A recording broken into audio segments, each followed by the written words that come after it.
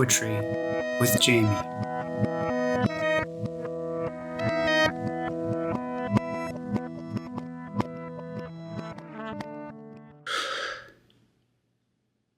Charles Bukowski was born in 1920 in Adernach, Germany, but later moved to the United States in 1930, where he spent most of his life.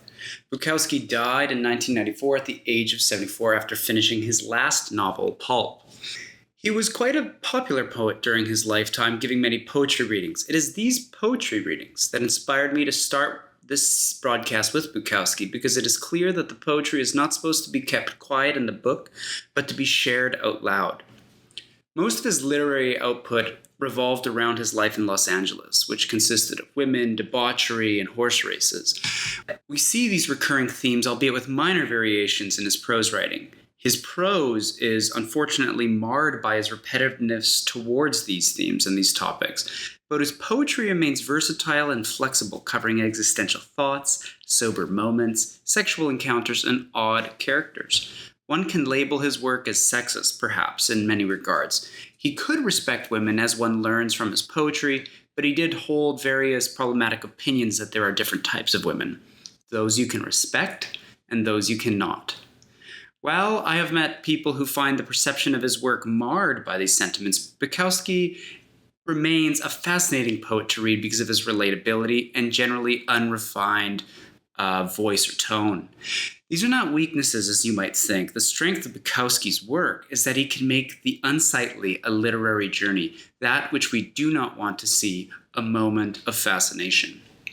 Bukowski published with Black Sparrow Press, which was a small press founded in LA actually to publish his poetry, among a few other avant-garde authors.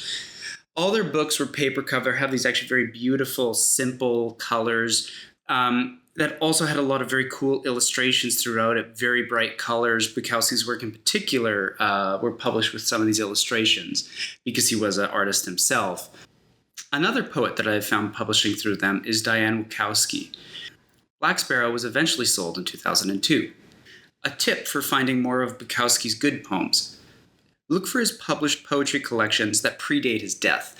The newer editions that contain new poems often consist of lower quality works that he wrote in drunken stupor or just had drafted up, since he recalls often writing poetry inebriated, clicking away at his typewriter all night, but only finding very few good ones later on. I hope you enjoy this next poem.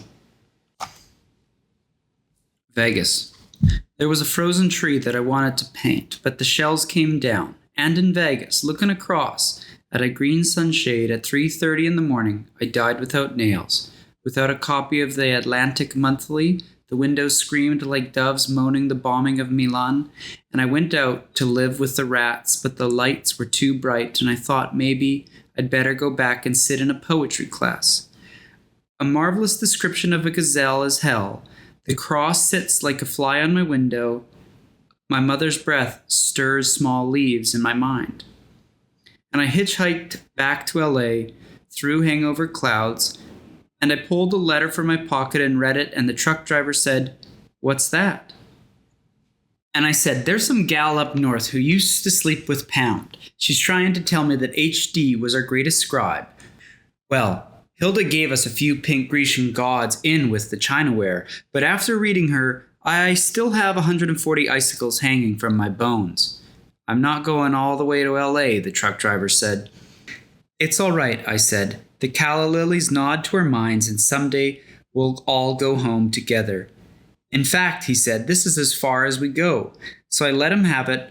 Old withered whore of time, your breasts taste the sour cream of dreaming. He let me out in the middle of the desert. To die is to die is to die. Old phonographs in cellars, Joe DiMaggio, magazines in with the onions. An old Ford picked me up 45 minutes later, and this time I kept my mouth shut.